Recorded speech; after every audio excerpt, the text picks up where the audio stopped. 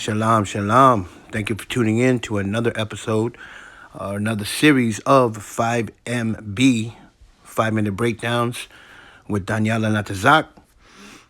First of all, I want to give honor and praise to Yahweh, Bahasham, Yahweh Shai. Yahweh being the Father, our power. Bahasham in the name of Yahweh Shai, who the world ignorantly calls Jesus Christ. And we also want to give double honors to the elders and to all the teachers and Akiyam that put their life on the line to do the work and put in their brick for the kingdom. So we're going to go right into it. We're going to break down Luke 5:1-11. But for the sake of time, I'm just going to kind of run you through the story. And I would encourage you to go back and read it for yourself. We're going to read a few verses and get to the main point. So starting from verse 1, and it came to pass that as the people pressed upon him to hear the word of God, he stood by the lake of Gennesaret and saw two ships standing by the lake. But the fishermen were gone out of them and were washing their nets. And he entered into one of the ships, which was Simon's, and prayed him that he would thrust out a little from the land. And he sat down and taught the people out of the ship. So one of the definitions for ship is a vessel. So one thing I was thinking about is Yahweh Shai being the word, sat in the vessel, just like the word is inside of us as vessels, right? So that was one thing, the first thing that I thought about, Yahweh Shai sitting in the boat, giving the other people the word from the vessel, right? In the same way that he's in us, we are the vessels that speak his word. We are the mouthpieces or the oracles or the prophets that speak his words, right? So going on, it goes from there. They're washing their nets, and Yahushua is teaching the people, and then he tells them to launch out again, and that is verse 4. We're going to start from there.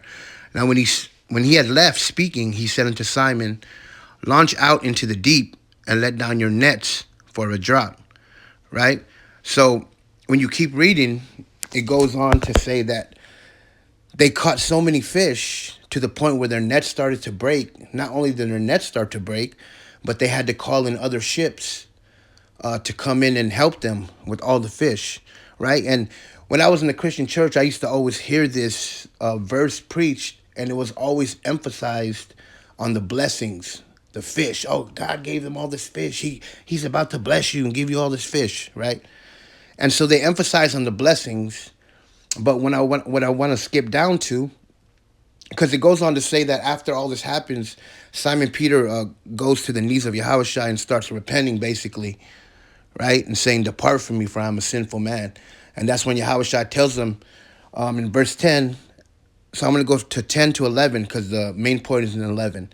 So verse 10, and so was also James and John, the sons of Zebedee, which were partners with Simon. And Yahushua said unto Simon, fear not, from henceforth thou shalt catch men, right? And then verse 11, and when they had brought their ships to the land, they forsook all and followed him. So basically, they was like, forget the blessings. I'm trying to follow the blesser, right? Because if you just always depend just on the blessings and you always just concentrate on that, eventually it's going to run out and then you're going to lose faith, right? Because you're like, man, it was good and now it's bad, right? But we're not moved by emotions.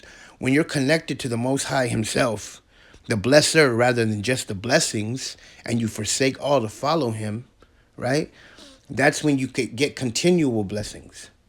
But you got to be obedient to the law, statutes, and commandments, and be obedient to the plan of the Mashiach, Yahushua, and what was his purpose for Israel, to return back to the Father, to bring reconciliation to us, right?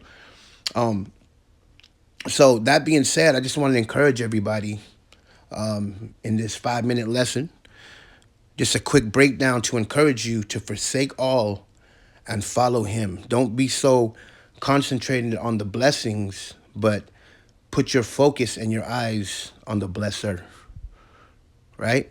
So once again, thank you for tuning in to 5MB, 5-minute breakdowns, Voice of Yahweh. This is your Ak, Daniela Natazak, and I just want to say be encouraged, be blessed, and let this new year be a year of victory and restoration. Shalom.